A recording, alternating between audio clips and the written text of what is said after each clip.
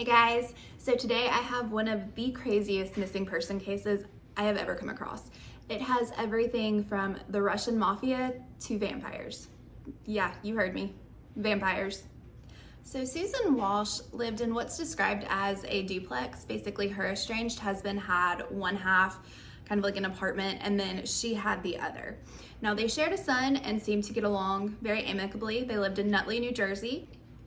But then on July 16th, 1996, Susan told her estranged husband that she was gonna go use the payphone on the corner.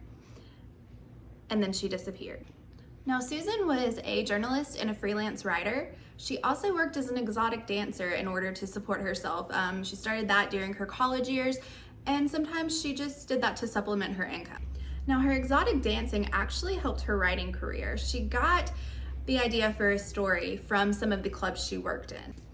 The story actually ended up being one of her biggest in the Village Voice, which was an alternative paper in Greenwich Village.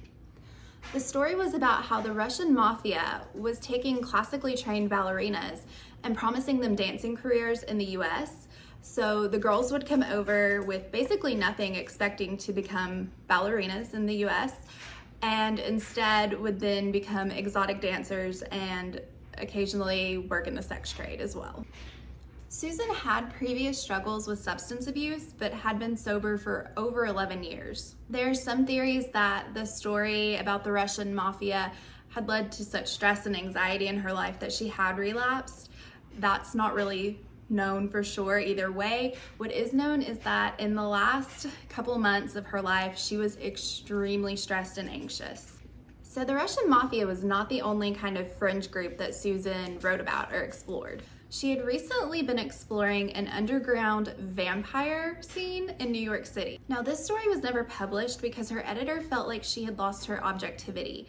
She had gotten a little too close to the story, a little too into it, and was biased. Susan had claimed to be at events where human blood was drank, just some crazy things.